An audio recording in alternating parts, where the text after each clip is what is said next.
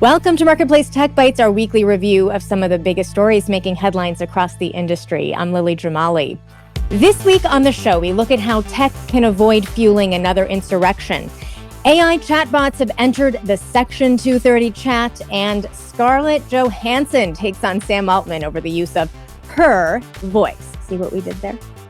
Joining me this week is Maria Curi. She is a tech policy reporter at Axios. Hey, Maria. Hello. Thanks for having me.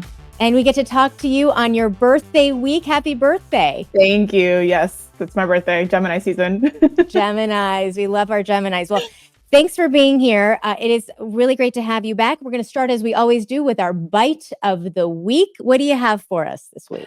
My bite of the week is $6 million. That is how much the FCC has decided to fine the political consultant in New Hampshire who impersonated President Joe Biden's voice ahead of the primary. They're using AI and in a robocalls.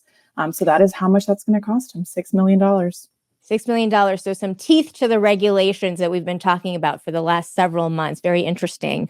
Mine is 2013. That's the year the movie Her came out, starring Scarlett Johansson as a virtual assistant named Samantha. Hello, I'm here. And there she is. ScarJo fired off a letter this week, in case you hadn't heard.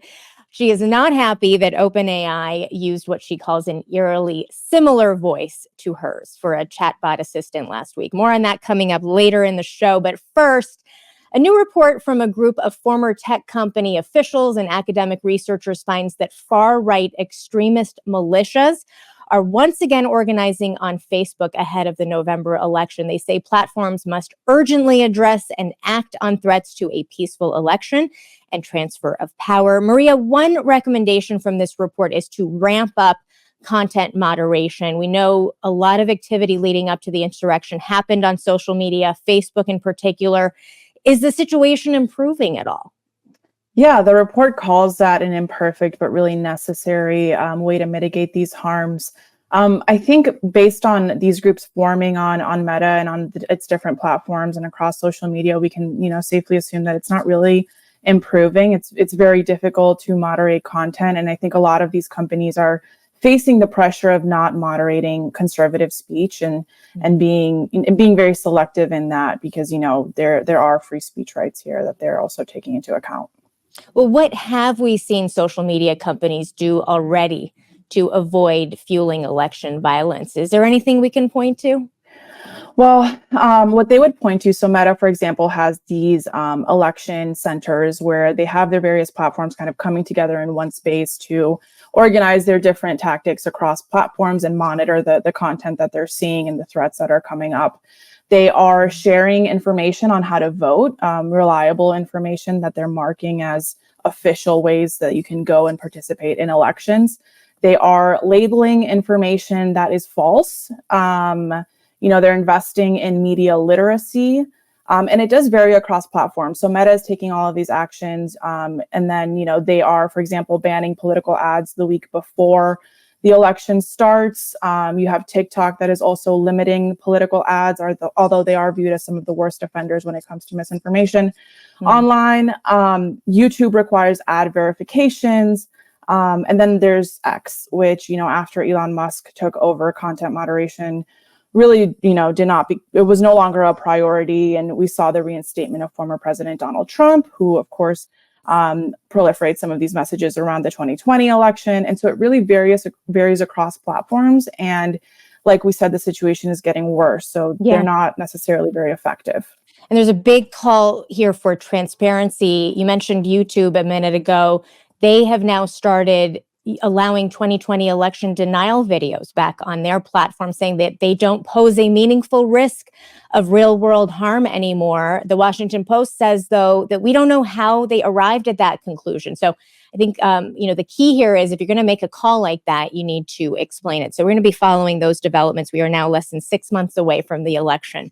To our next story now, this week in Washington, a House subcommittee held a hearing about potentially sunsetting Section 230 of the Communications Decency Act. This, of course, is the provision that has largely shaped the internet as we know it. giving tech companies broad legal protections. Social media companies in particular use it as a shield against liability for what users post on their platforms. Ahead of this hearing this week, you wrote, Maria, that AI and chatbots in particular were likely to figure into this debate. Did that end up happening? Yeah, it definitely came up. Lawmakers are very curious about how this technology is going to shape this law and whether or not it needs to be reformed. I think it has to take into account chatbots, especially because some of the same threats that we see on social media, which is typically how we discuss Section 230, are also popping up in the context of chatbots, whether it's, making it easier to come up with misinformation or having these hallucinations that are coming up with false information on their own, or potentially further harming children online through, specific chatbots that are geared toward younger people. Mm-hmm. Well, the central question here in the chatbot context anyway seems to be, are chatbots content generators themselves? Because if they are, that could strip them of liability protections, right? Is there a consensus view at this point on how to classify them? I think there is a wide consensus, although we haven't seen this play out in the courts in any way, that they are not protected by this liability shield. Because they are generating this content, even though they're scraping the web for, with the data that we produce, it is ultimately their product that is being pushed out there. Yeah, the bots really are the companies.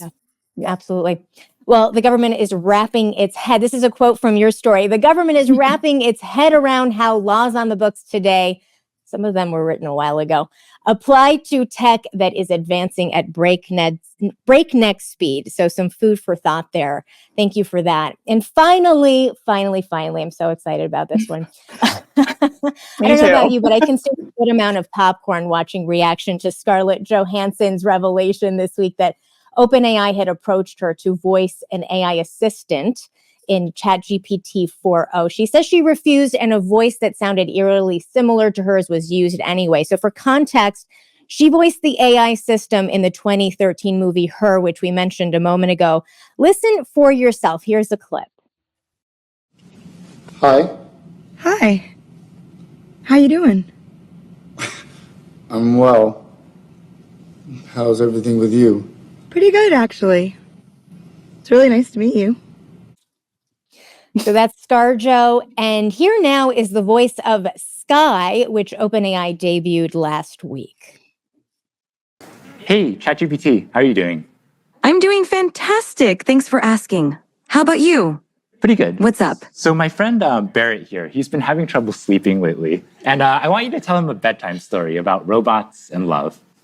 Oh, a bedtime story about robots and love? I got you covered.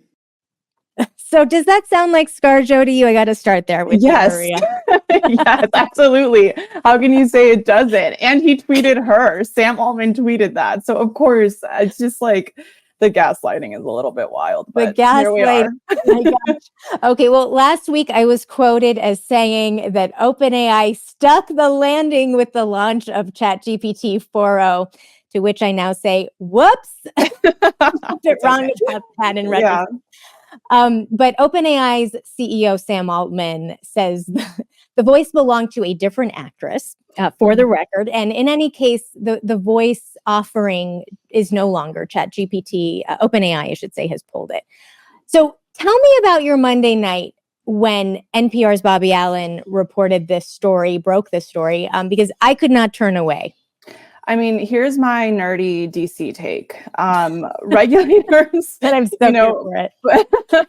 Personal feelings aside, this is one of the issues, right? Is like this technology is advancing so quickly, and regulators are assessing what laws on the book exist today to protect an actor like Scarlett Johansson, or a political candidate like, Joe Biden. But they haven't really found something on the books right now. And so there's legislation that's advancing through Congress, the No Fakes Act, which would make it illegal for this type of thing to happen because, they didn't have the consent of Scarlett Johansson, and it very clearly was her voice.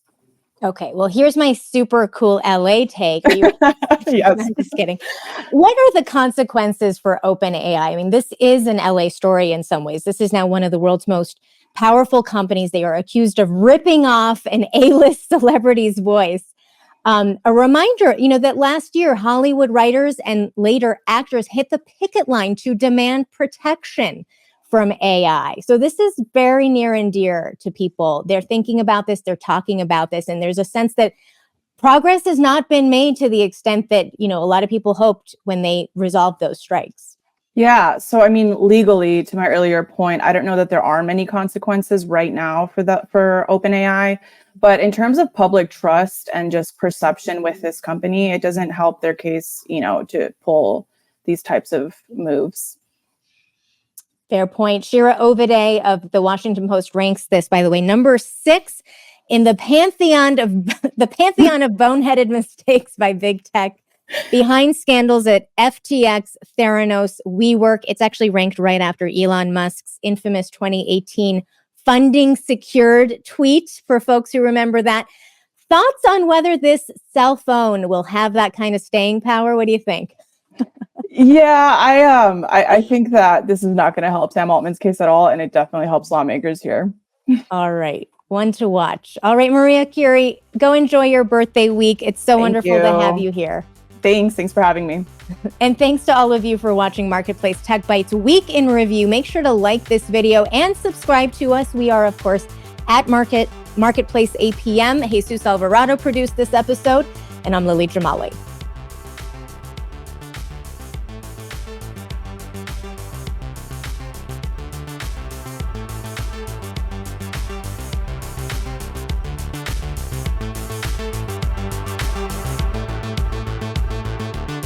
This is APM.